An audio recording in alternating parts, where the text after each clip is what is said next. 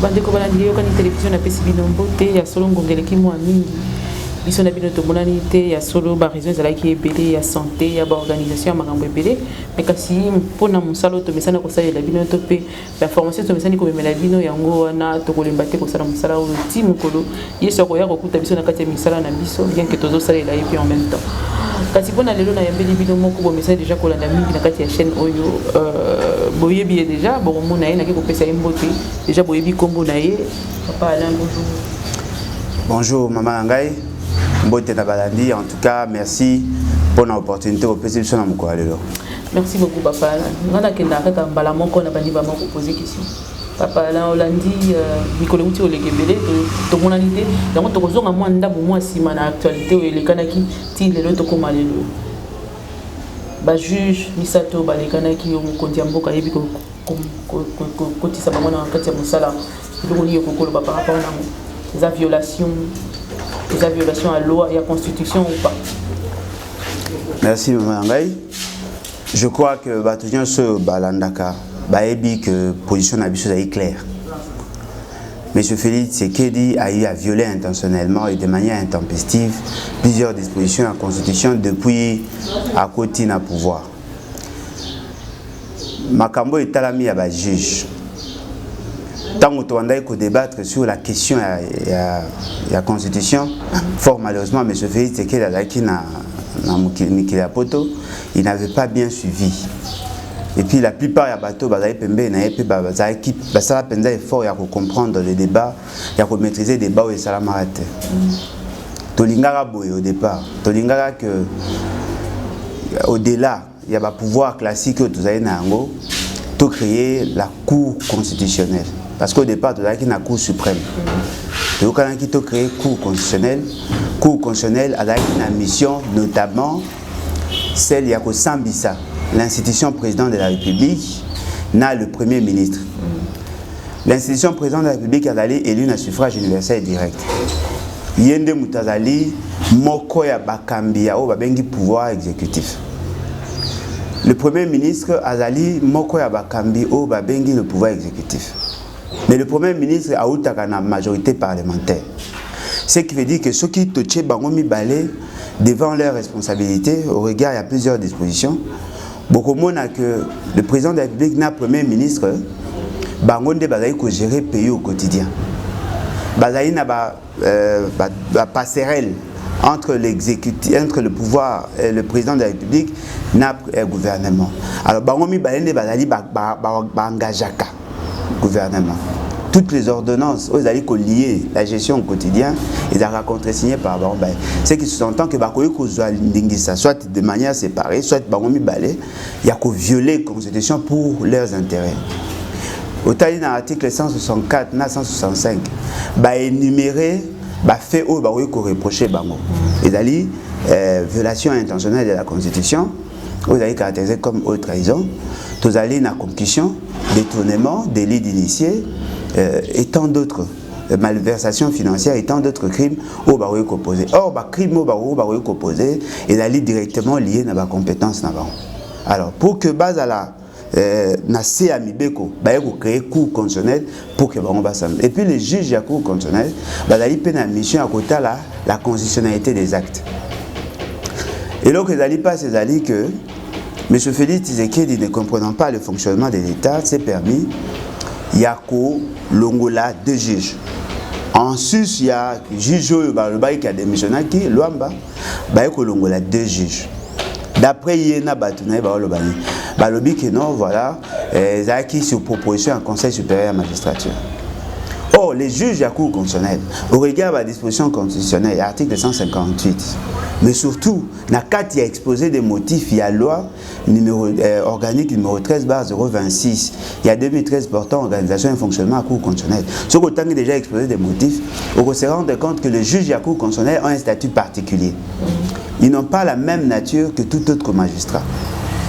Mais la composition à Bango, au regard de l'article 158, dans l'article 6, il y a la loi précitée, il préciser sur le comment Bakotaka et sur le comment Babimaka. Kokota na Bango, ils dépendent de trois composantes. Mais au départ, tant ba créer qui cour constitutionnel na sika nde baloba qui président de la République pour 3 conseil supérieur 3 assemblée nationale sénat réunion en congrès 3 c'est ça 9 kaka phase wana nde ba na droit pour 3 mais phase nyonso etikali ba oza na fin ya mandat à chaque juge ceux qui mandat à bango esili ba kolongwa 9 mais ba ça la système à renouvellement 3-3-3 balongolaka moko mona chaque composante pour que stabiliser parce que d'après l'esprit à constituant balengaki que la cour constitutionnelle est l'institution la plus stable parce que bango basambisaka les institutions qui gèrent l'état et puis basali que le mécanisme ya choix il y a départ et dépendre na bateau baponaki mais mécanisme ya renouvellement et dépendre na bangote et dépendre na règlement intérieur et puis ceux qui mutangia longwa ba créer mécanisme constitutionnel où ils allaient reprise et ils allaient repris na loi électorale na loi portant organisation et fonctionnement mais monsieur Félix c'est qu'il y a une association c'est son permis il y a kolongola 2 juges baza kolobani babi que non ces juges ont été nommés ce qui veut dire que bazako kanisa ba juge to ba magistrat au bazali na kati ya cour constitutionnelle bazali na statut au ezali général c'est-à-dire que bazali ba ko permettre bango ba ko nommer alors que bango en sus ya koza magistrat bazali ba juge ya cour constitutionnelle et de ce fait bazali au-delà bazali régi non pas seulement dans le règlement intérieur na bango ya magistrature na ba loi ezako concerner ndenge baza organisé na niveau de magistrature mais bazali na statut particulier par rapport à fonction na mission à cour constitutionnelle il s'est permis de les nommer à sa manière et puis nasuka alingi que baya ko participer na prestation de serment ce que l'article 10 c'est la loi wana tolobi balobi boy ba juge à cour constitutionnelle avant d'entrer en fonction, bazaka d'abord présenter devant la représentation nationale, virgule, le président de la République, virgule, l'Assemblée nationale, virgule, le Sénat et le Conseil supérieur de la magistrature, cette fois-là représenté par son bureau. Mais pour l'Assemblée nationale et le Sénat, il faut que tout base ensemble. Pourquoi? Donc il faut base ensemble. Okay. Pourquoi? Parce que bateau ba obligé bango bazala na jour ya présentation et d'aller bateau ba ponaka bango en amont. C'est-à-dire que le président de la République doit être là pour y ponaka 3, l'Assemblée nationale et le Sénat va ponaka 3, le Conseil supérieur va ponaka 3. Mais le quoi le Conseil supérieur va aller constituer na ba membre ebele ba uta ba place ebele bango ne ba bi que olé que bango nyoso baya baza représenté par son bureau. Monsieur Félix c'est en tant qu'anarchiste lui n'a pas voulu aller dans ce sens-là. À faire prêter bango serment devant les parlementaires debout. Ce qui veut dire que Fandi Boué, juge Joana, commis le quoi? Parlementaires debout. Les parlementaires. Parler du peuple, vous connaissez les parlementaires? Bien sûr. Et puis, donc, vous allez grave, là, ici, on a un costume, on dirait, tout le monde, il y a malonga, il y a un moment, il y a parti. Il y a eu des pèses. Apparemment, il y a un simé, mais côté du sauter. Oh, mais il y a un salle. Même, attendez, même hymne national, il y a un péganassim. Les soldats ont bêta qui hymne national, ils ont rappelé qu'il y a un pélicolo. Et ça l'a au bandaka. C'est-à-dire que quand il y a un hymne national, si il y a un hymne à parti, c'est-à-dire que il y a un ça il y a un cadre de parti politique. Et puis M. Félix, c'est qu'il y a un ici, il y a un parti à Victoire. Non, mais Victoire, un président, il a vaincu qui? Oh non. Victoire par rapport à quoi? C'est pas nécessairement parce qu'il a vaincu une personne, mais parce que quand même, Eloko a souhaité que ça la maïsse. Mais est-ce que vous avez la gravité Eloko? Il aura souhaité ça, mais ça, c'est-à-dire qu'il a vaincu qui? Pour signer la victoire, il faut vaincre. Il a vaincu qui? Allez, Sabino, qui c'est un despote, n'a pas pris décision de manière unilatérale, n'a ça. Mais le il y a un boss, un peu de s'imposer à la question de non, mais s'imposer, c'est un ridicule. Parce que la Cour constitutionnelle a une mission spécifique. Ce qui, vous allez rire, vous faire perdre la Cour constitutionnelle la crédibilité, tout ce qui va advenir par la suite et aux accrédibilité. Les juges de la Cour constitutionnelle. Les élections. Maman Nangaï, est-ce que vous avez dit que dans le Congo, tout ça, ceux qui moto à Ndembi, a eu problème na chez Gibakenda na police. Ceux qui ont eu problème de devant parquet pour la Osam.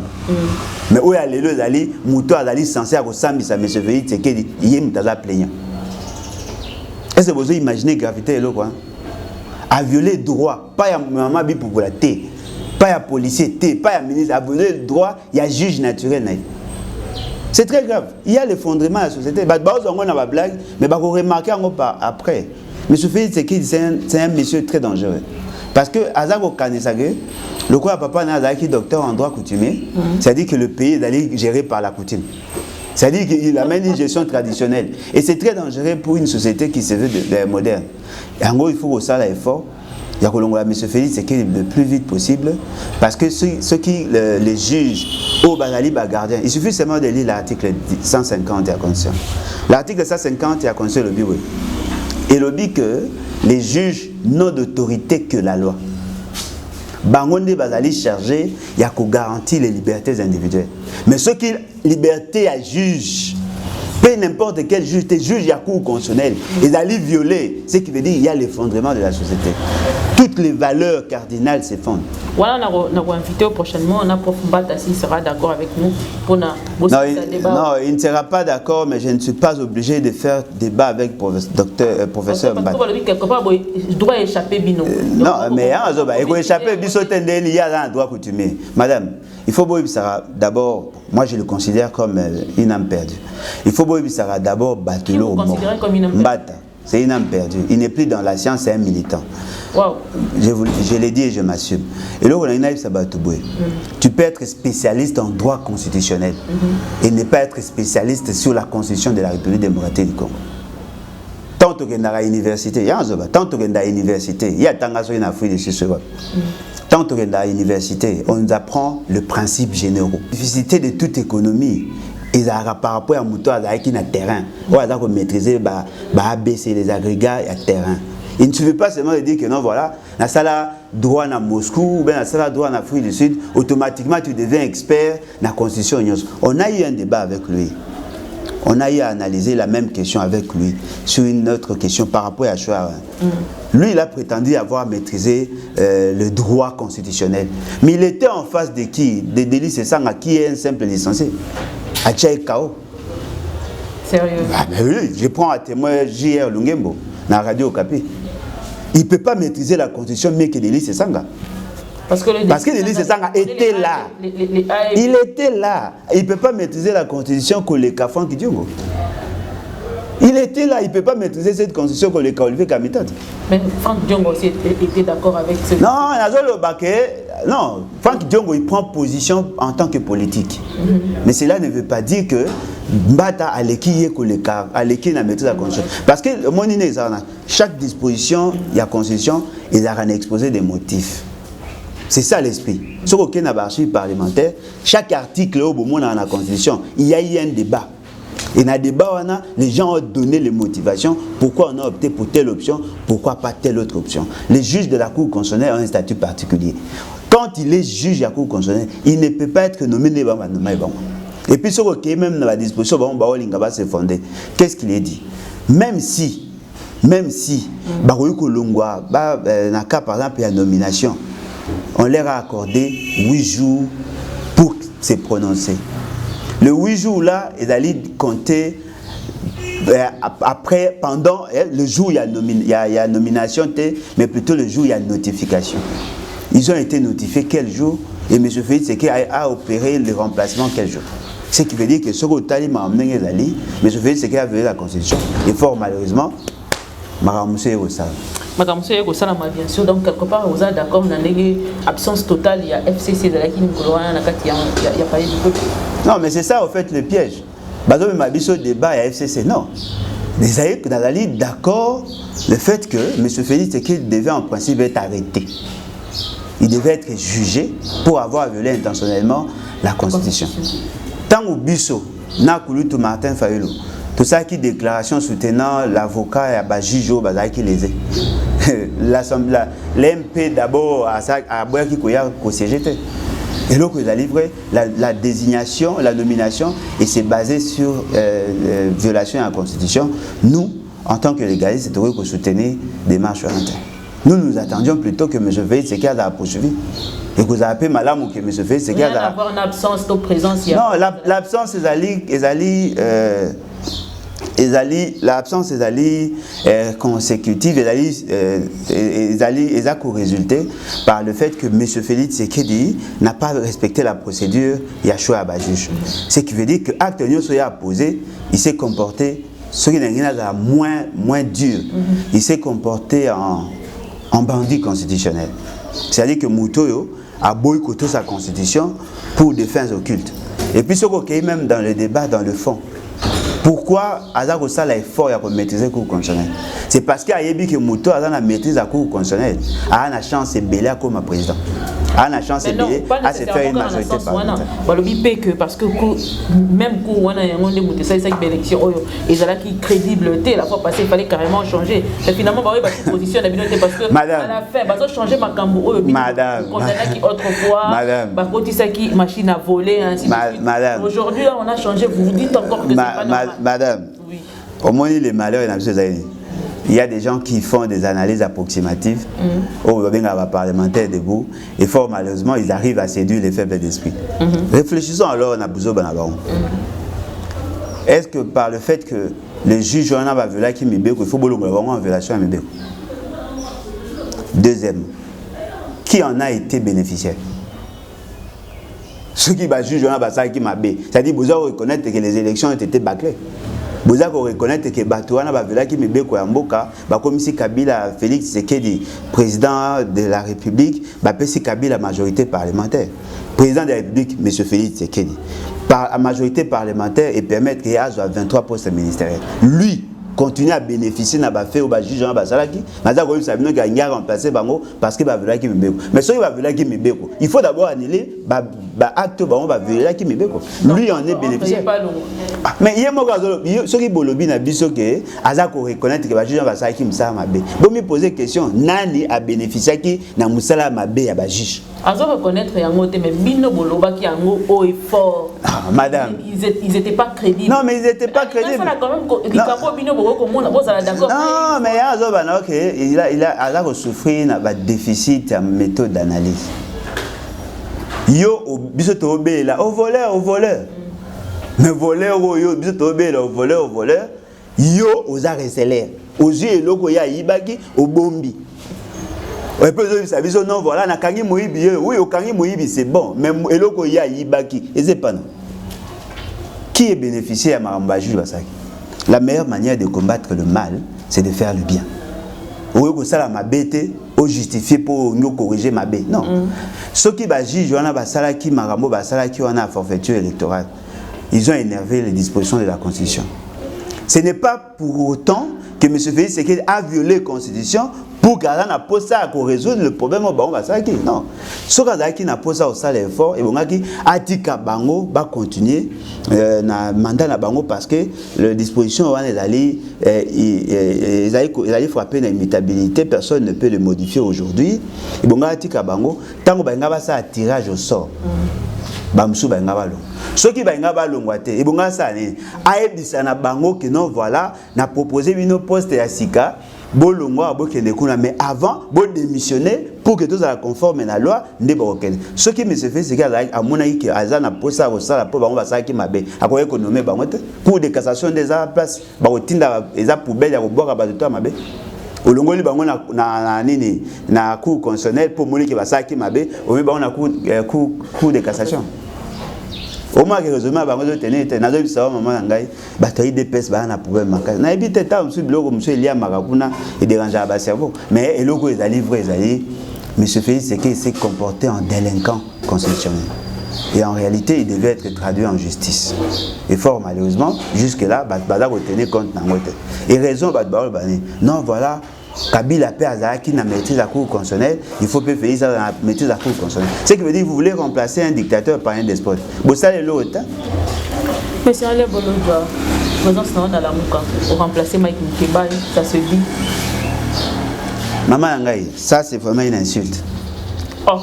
Les alliés insultent. Population Kalinga comprend. Non, mais attendez, population Kalinga comprend. Non, attendez, madame, attendez. Madame. Madame, attendez. Madame, attendez.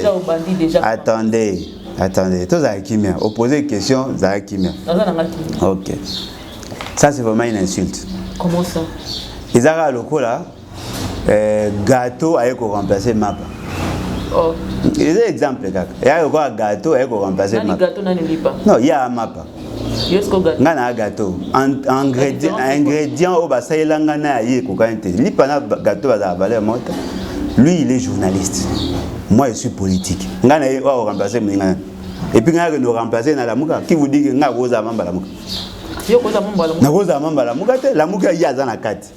Aujourd'hui, Moïse Katumbi, non, mais c'est ça la bêtise. Lui, il a été nommé comme conseiller. Qui a vu que nommé? Et puis qui peut accepter aux amants la mouka? Apparition, mais non, mais c'est faux, c'est faux. Yo yambanga liboso nazaka, yaza alongwaka la mouka. Tango yo bandai ko lambanga liboso apo okima pe ba pekisa pa batakashi oya ke pa ngai. Avant ba pekisa ko yaka. Non, na lobite ko za mutapati na bi avant batakashi ba pekisa oya ke pa ngai. Quand je prends attendez, quand moi je prenais la parole, yaza te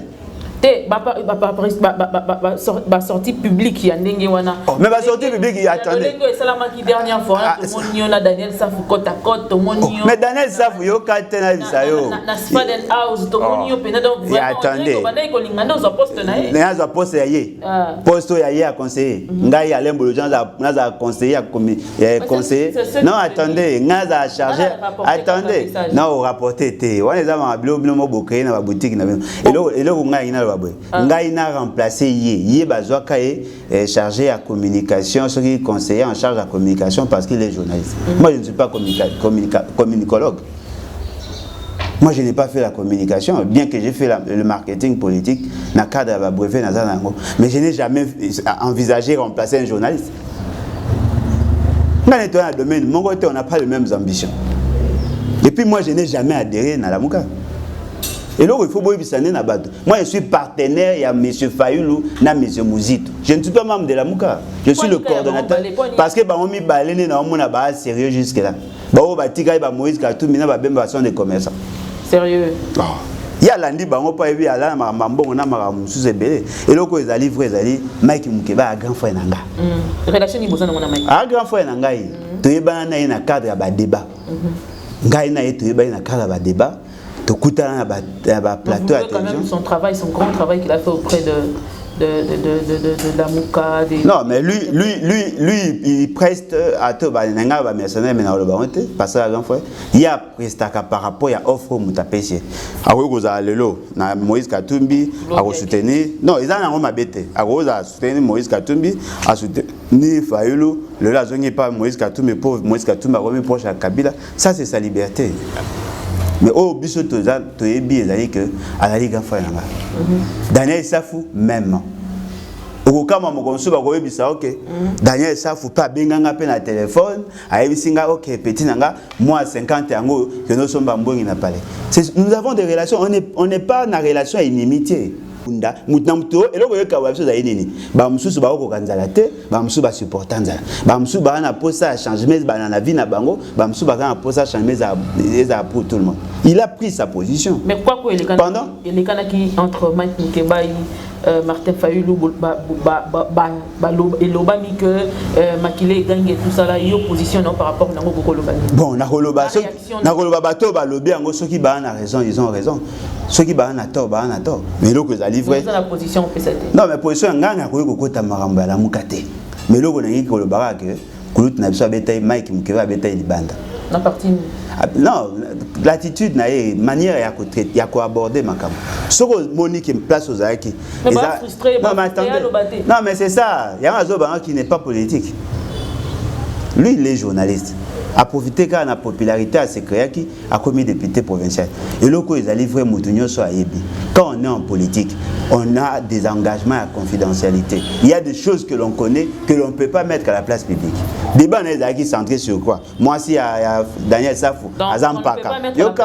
Entre autres, les $50 dont il a réclamé à la télévision. Et vous trouvez, non, attendez, et vous trouvez, mon texte, Nathan, on a bêté à ma $50. Non, moi, Azam niveau. Non, mais Azoloba. Il y a un Azoloba. Akoloba pe ma bé à Moïse Katumbi, Akoloba pe ma bé à Batunyo Sobatikaye, parce qu'il a la culture, chaque fois que à Monique et Yann, ça ne va pas, Akoloba ou Yosto à lobby. Ma solo à $50, ça n'a rien à voir avec la politique. Soka kofinga mwasi afinga ki mwasi ya Daniel Saf. Koloba mwasi aza mukolo aza mwasi mabe bo tia photo na yebo bo comparer. C'est ça la politique. Pardon. Na micro na. Mais attendez, il y a un zolobati. Au lobby déjà pour sengi pardon, est-ce que na mutu na yo ilongwe?